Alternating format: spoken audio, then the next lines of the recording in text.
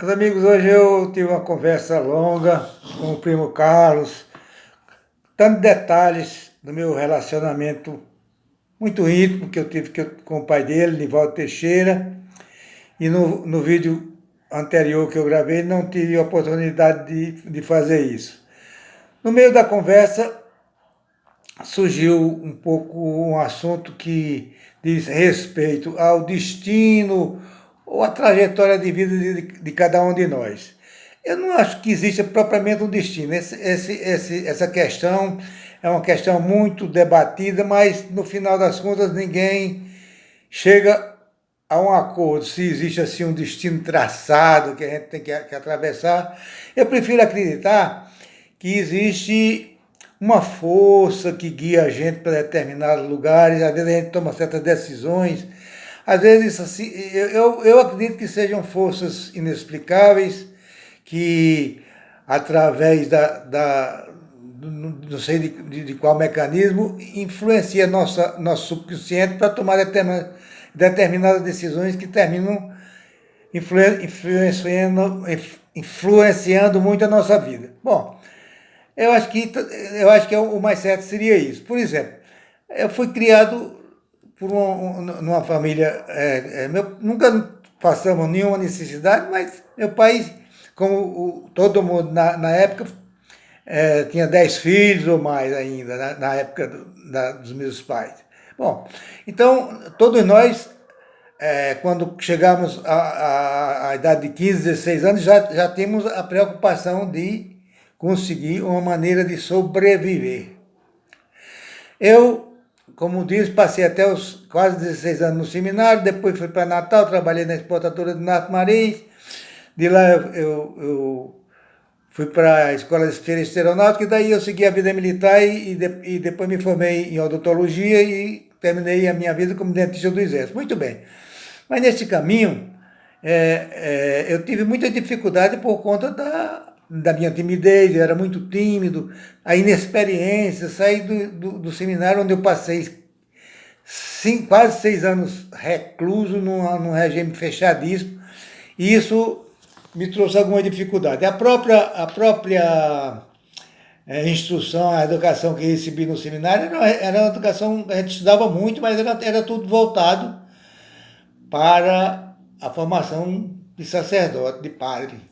Eu nunca na minha vida pensei, quer dizer, quando eu fui para lá eu nem pensava nessas coisas, porque tinha só 10 anos, mas quando eu fui tomando consciência mais da situação, eu nunca me imaginei como padre, nunca, nunca, nunca. E outra coisa, nunca fui muito religioso. Eu ia frequentava aquelas coisas do seminário, mas porque era obrigado ali, eu não podia deixar de ir. Mas nunca me senti uma pessoa muito religiosa. Pois bem, então veio essa lembrança as coisas como são. A gente tem caminhado para determinadas coisas, muitas vezes a gente não sabe por que a gente tem caminhado para aquilo. Às vezes, essas forças ocultas que eu digo sobrenaturais, elas nos encaminham para tomar determinadas decisões através de outras pessoas ou de acontecimentos. Quantas pessoas mudam a sua trajetória de vida por falecimento de uma pessoa querida ou qualquer outra coisa que faz com que eles mudem de lugar, se mudem de um lugar onde moram para outro. Tudo e essas coisas acontecem muito.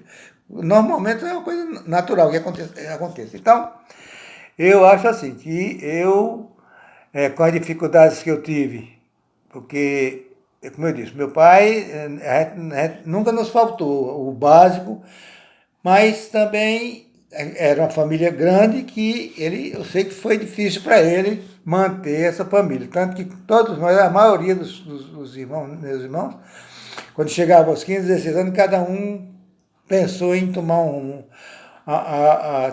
Teve dois que foram para o Banco do Brasil, eu e outros seguimos a carreira militar, e a minha irmã mais velha teve uma farmácia e tal, era contadora, essas coisas todas, então cada um procurou logo o seu destino. Muito bem. Então é isso, eu acredito que existe essa força. Eu debatendo com o cara, eu chamo A gente, as próprias religiões falam em anjos da guarda, né? Poderia ser, vamos dizer, forças protetoras, que a gente não entende como é que isso funciona, mas eu sou plenamente certo de que é isso. Porque eu tomei muitas decisões na minha vida, às vezes quase forçado por pessoas, por amigos e tal. Por exemplo, quando eu fui para a escola de Especialidade, eu fiz o concurso, eu jamais imaginei que fosse seguir essa carreira militar. Não tinha a menor ideia. Quando cheguei lá, quis vir embora, se não fosse Nivaldo Teixeira, o pai de Carlos, eu tinha vindo embora bem rápido, porque eu não me adaptei àquela vida militar e tal, mas ele, não, rapaz, tenha paciência e tal, fica aí, você vai se acostumar, e foi, assim foi. Então, não só nisso aí, quando eu fiz eu terminei a odontologia, tive dificuldade para ingressar, que eu queria ingressar no quadro de dentista da aeronáutica, que eu era de lá, né?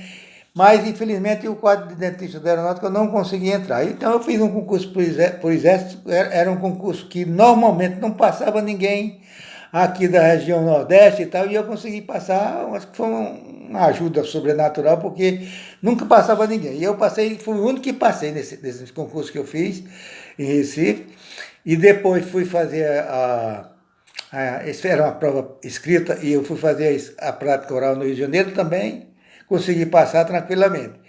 E assim eu construí a minha vida, porque quando eu fiz odontologia, já foi pensando nisso, porque eu já era militar, então eu não queria abandonar aquele trabalho e o tempo de serviço que eu já tinha, e a maneira foi essa, além de melhorar um pouco a minha situação, continuar contando o mesmo tempo de serviço que serviu para que eu, hoje, já faz 44 anos que esteja aposentado, já faz eu trabalhei 30 e já faz 34 que estou aposentado. Então a vida da gente tem essas coisas, né?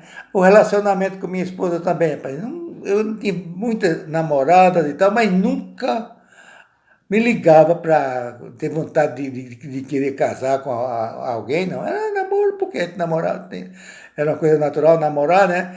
Mas não que eu tivesse assim, aquela vontade de casar e tal. Até com a minha própria esposa atualmente foi uma coisa que ela é uma pessoa negra, ela é negra, ela foi adotada, teve um primeiro casamento em que ela foi muito infeliz, teve que criar uma filha trabalhosa, tudo isso, mas eu, apesar de, como o cara disse que ela é muito paciente, que eu passei uns 10 anos namorando primeiro, aí até que, por uma circunstância já, que eu morava com minha mãe, pela circunstância de minha mãe ficar já sem condições de tomar casa, eu terminei vindo morar com ela e até hoje estou por aqui.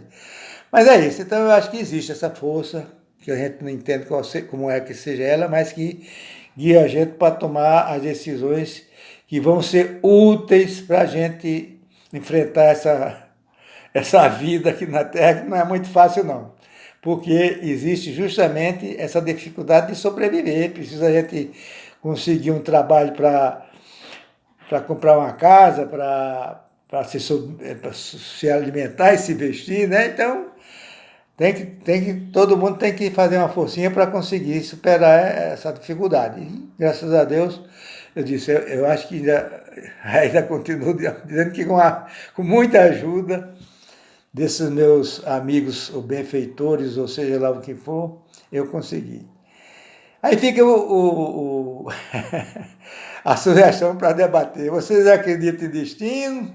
E a gente já vem com um roteiro traçado? Ou a gente vai fazendo o destino na medida que a gente vai tomando as decisões? Aí cada um pensa de uma maneira diferente e é um tema até interessante de se debater. Se isso aí que eu estou dizendo provocar um debate sobre esse assunto, é um assunto até que acho que merece a gente pensar um pouquinho sobre isso. Pois tá bom, para não me alongar muito, eu vou terminando e desejando a todos um grande abraço. Achei muito bom estar na companhia de vocês, foi uma coisa muito boa para mim, principalmente porque eu estou passando tempo difícil agora que nós estamos vivendo nesse isolamento, e com esses assuntos eu vou driblando a dificuldade e o tempo, né? Um abraço para todos.